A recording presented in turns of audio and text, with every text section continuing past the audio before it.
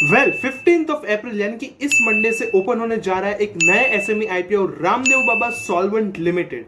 जी हाँ, आज की इस वीडियो में इस कंपनी के डिटेल से लेकर फाइनेंशियल से लेकर जीएमपी कितना चल रहा है सारे इन डेप्थ चर्चा करेंगे इस कंपनी के ऊपर। क्या इस आईपीओ में अप्लाई करना चाहिए या नहीं, सारी की सारी चर्चा होगी इन डिटेल। तो बस इस वीडियो के अंदर बने रहेगा, काफी इंटरेस्टिंग होने वाला है। तो बिना एक भी सेकंड गवाए फटाफट शुरू करते हैं इस वीडियो को।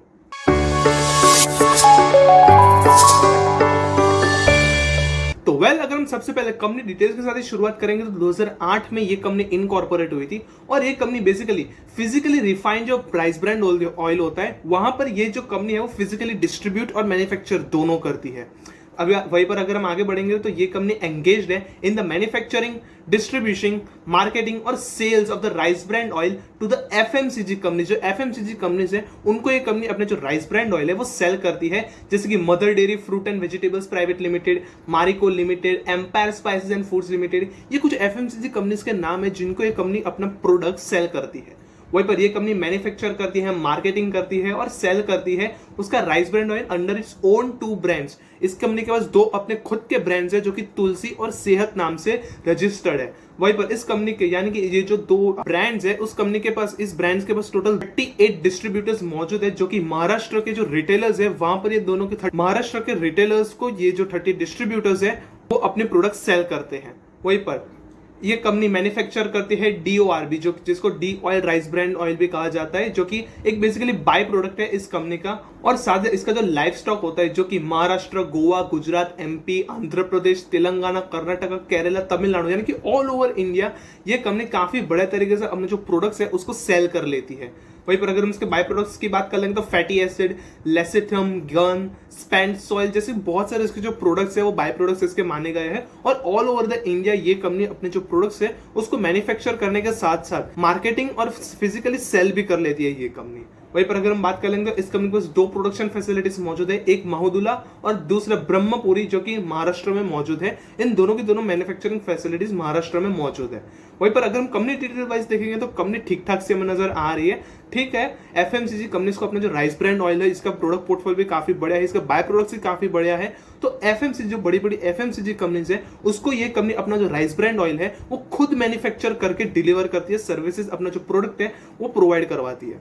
अगर हम आगे बढ़ेंगे तो इस कंपनी के फाइनेंशियल्स के बारे में जान लेंगे तो पिछले 1 साल के फाइनेंशियल ईयर वाइज देखेंगे तो 13,000 लाख से 19,000 लाख के एसेट्स बन चुके हैं। अगले 9 महीनों में यानी कि 31 दिसंबर के मुताबिक देख लेंगे तो एसेट्स बढ़िया रहे, 20,000 लाख रुपीस के बन चुके हैं।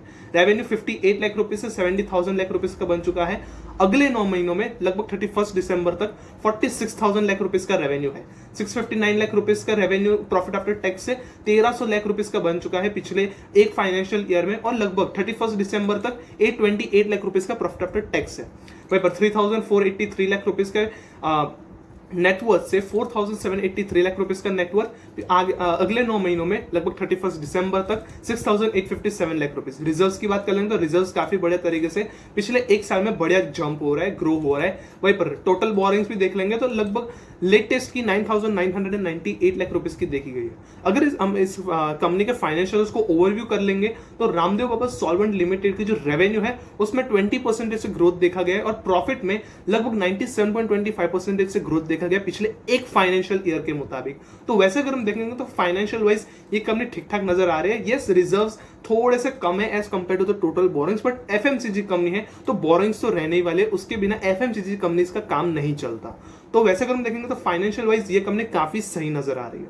अगर हम आगे बढ़ेंगे इस कंपनी के की परफॉर्मेंस इंडिकेटर्स पर नजर डालेंगे तो 188.07 करोड़ के मार्केट कैपिटलाइजेशन पर यह कंपनी लिस्ट होने जा रही है। वहीं पर रिटर्न ऑन कैपिटल एम्प्लॉयड 10.76% की, डेट टू इक्विटी जैसा कि बोला था टोटल बोरोइंग ज्यादा है एज कंपेयर टू रिजर्व्स 1.46 की है।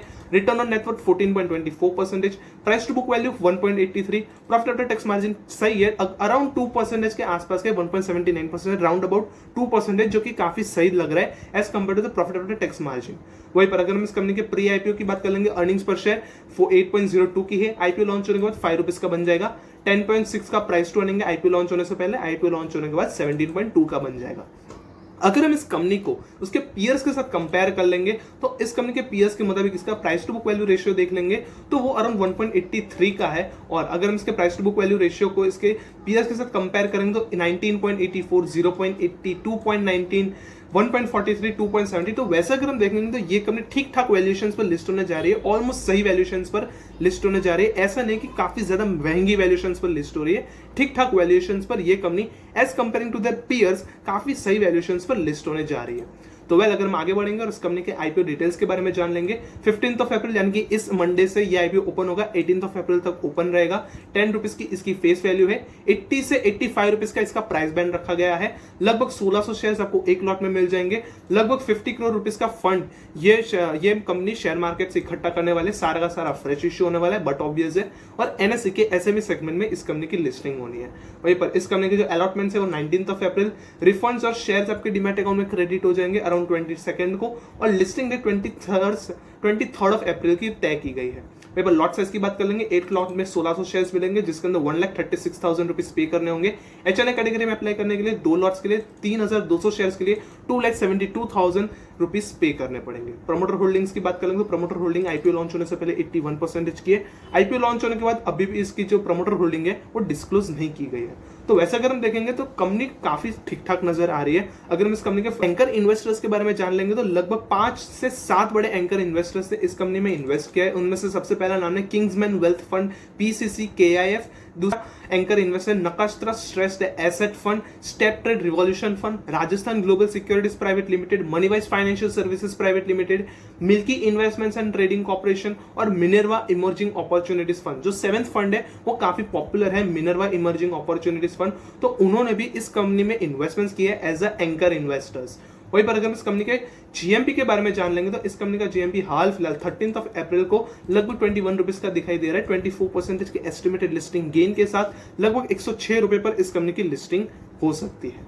तो वेल कहीं ना कहीं आशा करते हैं कि जो आज की इस वीडियो में मैंने बात की रामदेव बाबा सॉल्वेंट लिमिटेड के बारे में, जो कि एक ऐसी कंपनी है जो कि राइस ब्रांड ऑयल्स जो होते हैं और उसके जो बाय प्रोडक्ट्स है वो खुद मैन्युफैक्चर करके प्रोड्यूस करती है, सेल करती है टू द एफएमसीजी कंपनीज। और महाराष्ट्र में इसके पास 38 डीलर्स है जिसके अंदर 2 बड़ी जो इसकी जो ब्रांड्स है सेहत और तुलसी नाम की वो आती है, जिसके जरिए रिटेलर्स के द्वारा महाराष्ट्र में ये कंपनी अपने प्रोडक्ट सेल करती है। तो फाइनेंशियल वाइज भी ये कंपनी ठीक ठाक नजर आ रही है। वैसे अगर हम देखेंगे तो जीएमपी वाइज भी ठीक ठाक है।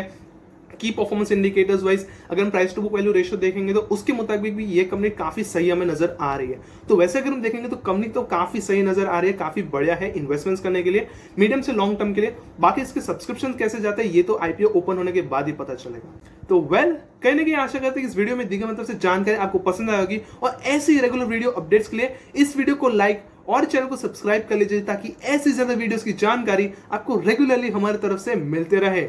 तो वेल मिलते हैं आगे ऐसे ही मजेदार से अगले वीडियो में।